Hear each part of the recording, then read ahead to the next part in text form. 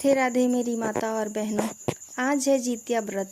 आज हम लोग चिलो और सियारिन की कथा सुनेंगे। इसके सुनने मात्र से ही हमारे संतान की सभी मनोकामना और उन्हें लंबी उम्र का आशीर्वाद मिलता है। एक समय की बात है, नर्मदा नदी के पास कंचनवटी नाम का एक नगर था। नदी के पश्चिम दिशा में एक मरुभूमि थी, बालूहट्टा कहा जाता है। वहाँ विशाल पाकड़ का एक पेड़ था, उस पर चील रहती थी। उस पेड़ के नीचे एक खोखर था जिसमें सियारिन रहती थी। चील और सियारिन में गहरी दोस्ती थी। एक बार दोनों ने कुछ स्त्रियों को जितिया व्रत करते हुए देखा, तब उन्होंने यह व्रत करने का संकल्प लिया। तब दोनों भगवान जीवित वाहन की पूजा करने के लिए निर्जला व्रत रखा।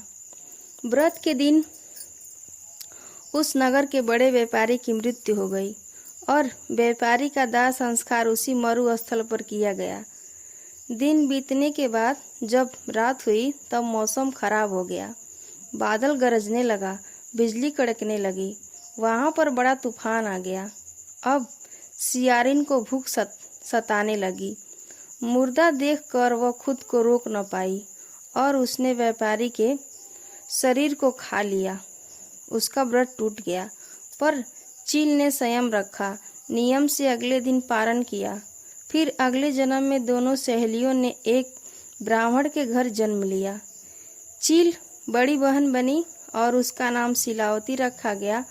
शिलावती की शादी बुद्धिसेन के साथ हुई और सियारिन छोटी बहन के रूप में जन्मी और उसका नाम कपूरावती रखा गया। उसकी शादी नगर के राजा मालकेत से हुई।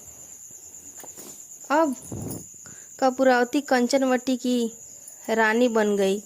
भगवान जीवित वाहन के आशीर्वाद से शिलावती के 7 पुत्र हुए, पर कपूरावती के सभी बच्चे जन्म लेते ही मर जाते थे। कुछ समय बाद शिलावती के सभी पुत्र बड़े हो गए।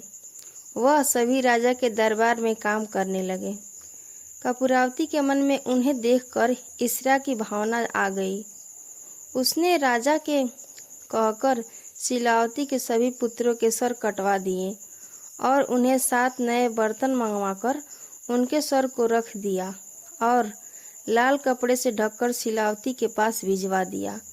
यह देखकर जीवित वाहन ने मिट्टी से 7 भाइयों का सर बनाया और सभी के सिर को उनके धड़ से जोड़कर उन पर अमृत छिड़क दिया और शिलावती के 7 पुत्र जिंदा हो गए और घर लौट आए। जो कटे हुए सिर थे वो फल बन गए। दूसरी ओर रानी कपूरावती शिलावती के घर से पुत्रों के मृत्यु का समाचार सुनने के लिए व्याकुल थी। कुछ देर तक कोई समाचार नहीं आया तो कपूरावती बड़ी बहन के घर चली गई। वहां सबको जिंदा देखकर वह बेहोश हो गई। जब उसे होश आया तो अपनी बहन को सारी बात बता दी। अब उसे अपने गलती का पछतावा हो रहा था। भगवान जीवित वाहन की कृपा से शिलावती को पूर्व जन्म की बात याद आ गई। वह कपूरावती को लेकर उसी पाकड़ के पेड़ के नीचे गई, उसे सारी बात बताई। यह सुनकर कपूरावती उसी समय मृत्यु को प्राप्त हुई। जब राजा को यह खबर मिली तो उसने उसी जगह पर पाकड़ के नीचे उसका दाह संस्कार कर दिया। हे भगवान जीवित वाहन, जैसे अपने शिलावती के पुत्रों की रक्षा करी, उसी प्रकार इस कहानी को कहते सुनते हुंकार भरते सबकी रक्षा करना।